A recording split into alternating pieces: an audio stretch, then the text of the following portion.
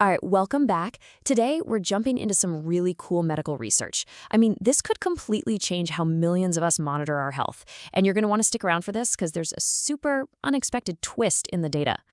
Okay, so let's just jump right in. Take a look at your wrist for a second. Chances are you might be wearing a smartwatch, maybe a fitness tracker. Well, you've got this incredibly powerful sensor just sitting there.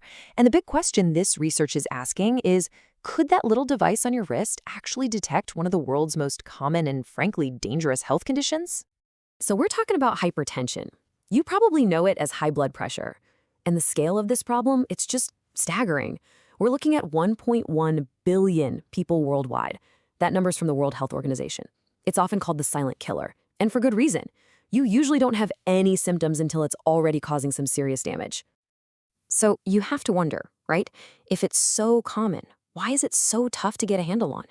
Well, a big part of the challenge starts with the main tool we use to detect it. The traditional blood pressure cuff, the one we've been using for decades. Yeah, it's got some pretty major drawbacks. And the problems really boil down to this. First off, it's just inconvenient, right? And because of that, you don't take measurements very often, so you're only getting a tiny snapshot of your blood pressure at one specific moment. And to top it off, as this research points out, when you try to measure it yourself, it can often be just plain inaccurate. We've got to have a better way. So what's the alternative then? Well, the potential solution might literally be on your wrist right now. The future of blood pressure monitoring is all about cuffless technology, and it all starts with something surprisingly simple: reading your pulse with light. Okay, so the fancy scientific name for this is photoplethysmography. Yeah, it's a mouthful. We'll just call it PPG. But all it really is a technique that shines light into your skin and then measures how that light scatters. By doing that, it can see the tiny changes in your blood volume with every single heartbeat. Pretty clever. And you've definitely seen this in action. It's that little green light on the back of your fitness tracker, just blinking away while it measures your heart rate. Yep, that's PPG. But here is the million-dollar question. That little light is measuring blood flow, not pressure directly. So how in the world do you turn that simple and, let's be honest, often kind of noisy signal from a flashing light into a reliable medical-grade reading for something as critical as blood pressure? That's the real challenge. Well, the answer, as you might have guessed, is AI, artificial intelligence. But, and this is a big but, not just any AI. The researchers knew they needed a much smarter way to analyze that signal. They had to find a better tool for this very specific job. And this is where things get really interesting. You've kind of got two different ways to approach this with AI. On one side, you have these older black box AI models. They're super powerful, but they need a perfect, clean signal to work well. They use a ton of computing power, and it's almost impossible to understand how they get their answers. But on the other side, you have the approach these researchers took, using something called the wavelet scattering transform, or WST. You can think of it like a really smart filter. Instead of getting confused by all the noise from your moving wrist, it's actually designed to find the stable, meaningful patterns inside all that mess.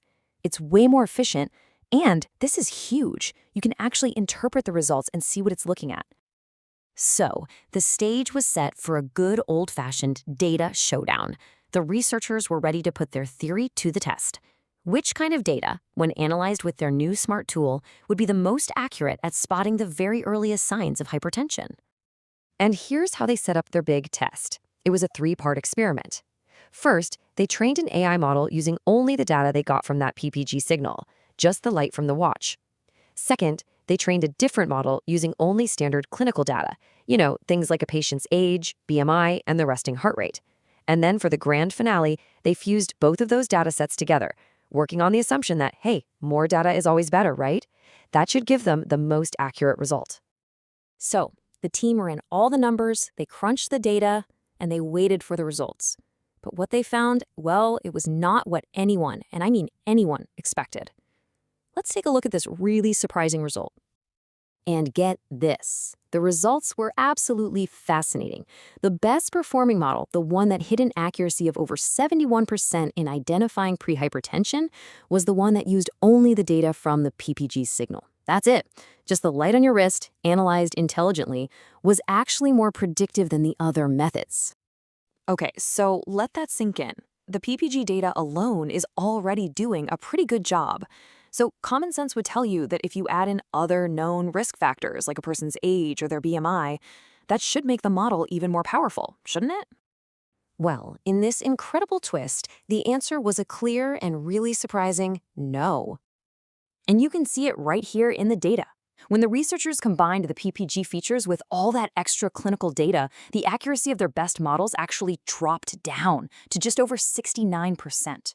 So in this specific case, adding more data actually made the prediction worse, not better. How about that? The researchers themselves put it really bluntly in their conclusion. I'm just going to quote it directly for you. Quote, "Combining PPG features and clinical data does not improve the classification task's performance." Basically, the watch data all by itself was just better. So what's the big takeaway here? Why does this matter so much? Well, this is a huge lesson for the entire field of medical AI. First, and this is so important, more data is not always better data. The quality of that signal from the watch mattered more than the sheer quantity of extra info they threw at it. It tells us that building AI that we can trust with our health isn't about brute force and just feeding it tons of data. It's about having a deep understanding of which data is truly relevant. And while this all shows incredible promise for our wearables, it also shows that the path forward is going to be a lot more nuanced than we thought. Which really leaves us with this final big question to think about. As this technology keeps getting better and better, what's the real key to being able to trust AI with something as precious as our health? Is it just about collecting the most data we possibly can? Or is it about finding the right data and then analyzing it with intelligent, transparent tools that we can actually understand and trust? That's definitely something to chew on. Thanks for joining me for this explainer.